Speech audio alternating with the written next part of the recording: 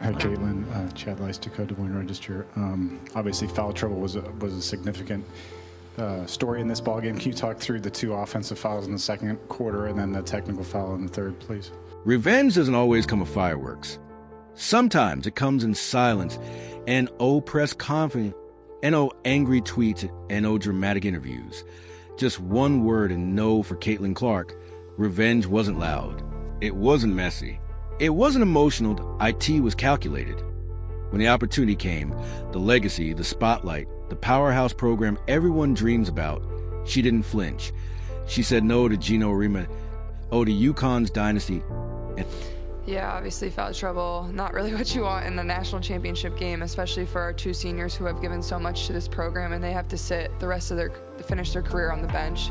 It's not something that they deserved by any means, and I thought they called it very, very tight. I don't know about the 2 push-offs in the second quarter. I'm sure, they saw that I pushed off and they called it whatnot, and then hit with the technical foul in the third for throwing the ball under the basket. And an ode to the history, the banners, the guaranteed greatness. And years later, when the $1 million offer circled back, she said no again. That's the kind of decision that doesn't just shock a program, it shakes an empire. Because sometimes the loudest statement an athlete can make is walking away from everything people expect them to chase. This wasn't about money. This wasn't about attention. This was about control. And in that moment, Caitlin Clark didn't just choose a school. She chose her own legacy. And that decision, it changed the entire landscape of women's basketball. On paper, it sounded insane. Who in their right mind walks away from over $1 million for just 8 weeks of basketball, 8 weeks, 0.2 months, a life-changing paycheck? Anyone else would have signed instantly, but this wasn't just about money. Sometimes that's how things go, and, I thought all I could do was respond and come back out there and keep fighting and keep trying to help this team crawl back into the game, and, I'm just proud of this group because we never gave up. We never, we could have gone into halftime and been like, what do we do? But our halftime locker room was like, we're fine, we got this, we believe in one another, we have the offensive firepower to come out here and cause some damage, and, I thought you showed our fight. It showed our fight, this team, and that's what the story has been all year long. It's just a bunch of fight and mental toughness, and, you got to give a lot of credit to LSU. They played an outstanding game, and this wasn't just another contract. This was personal, because he often didn't just come from a team. That IT came from a man who once doubted her, who minimized her talent, who treated her like she was replaceable, like she was an afterthought. Back then, he believed she needed him. He never imagined a day would come when he would need her. And then that day arrived. The offer was on the table. Over $1 million, 0.8 weeks, 0.1 signature. All she had to do was say yes, but instead, she walked away with no drama, no hesitation. Just a quiet, powerful rejection. And in that moment, something shifted. Because this wasn't just about turning down a paycheck. IT was about self-respect. IT was about power. IT was about proving that success changes the balance. The man who once underestimated her was now watching her choose herself. She didn't just reject a contract. She humbled a man who never believed he could be humbled.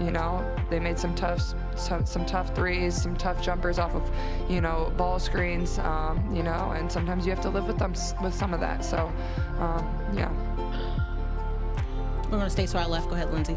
Lindsay Schnell, USA Today. Monica and Caitlin, I know it can be hard to be reflective at this point, right after you walk out of the locker room, but I wondered if both of you could speak to what Caitlin has done for the women's game over the last 3 weeks. The numbers the other night were bonkers. A lot of people tuned in today, and I think that she probably single-handedly made a lot of little kids humbled. And that's bigger than $1 million. And that's what makes this story bigger than basketball. This was never just about points, not about assists, not even about trophies. This was about power. For decades, Geno Auriemma wasn't just a coach, he was the gatekeeper of women's basketball, the kingmaker, the man who decided who mattered and who disappeared. If you wore his jersey, you were royalty. And if you didn't, you were chasing relevance. But then came Caitlin Clark, and she flipped the entire script. She didn't need his program. She didn't need his blessing. She didn't need his check. She built her empire without him.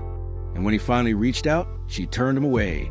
Not loudly, not bitterly, but with the kind of quiet authority that says, I don't need you, you need me. Every revenge story starts with a mistake. Geno's wasn't a bad timeout. That IT wasn't a blown play. IT was arrogance. Before sold-out arenas, before shattered TV ratings, before become the face of a generation. Want to play basketball, and just how will that impact be felt next year and maybe the year after if she stays and beyond? Yeah, I mean, she's a phenomenal basketball player. We all know that. She's proven it time and time again, but I think the biggest thing is the way she holds herself and the way she plays the game. She's doing it the right way. She's doing it the fun way. She's being a role model to little kids who want to grow up and be just like her. That's a great thing. So I think in these past 3 weeks, she's done so much, but it's not just these 3 weeks. She's been doing it, I mean, since she decided to play basketball. It's been a progression to this point. So we all know what a phenomenal basketball player she is, but it's the person she is behind it all that's inspiring these kids as well. Caitlin Clark was just a kid in Iowa with a dream, and she admitted it. UConn was a dream. The dynasty, the empire, the home of Diana Taurasi, Maya Moore, Breanna Stewart. The mountaintop of women's basketball. For a girl growing up in Iowa, there was nothing bigger. Recruitment season came. The most electrifying scorer of her generation, paired with the greatest recruiter in the game, it felt inevitable. But the phone never rang. N.O. call from Geno. N.O. serious push. Barely a message to her AAU coach, and that silence was deafening. IT was an oversight. IT was a choice. The message was clear. You're not the priority. The explanation?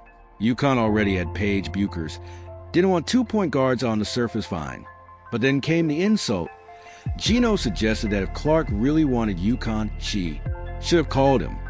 Thanks, Mom. I think just the biggest thing is, it's really, really special, and I don't think it's going to set in for me for quite some time.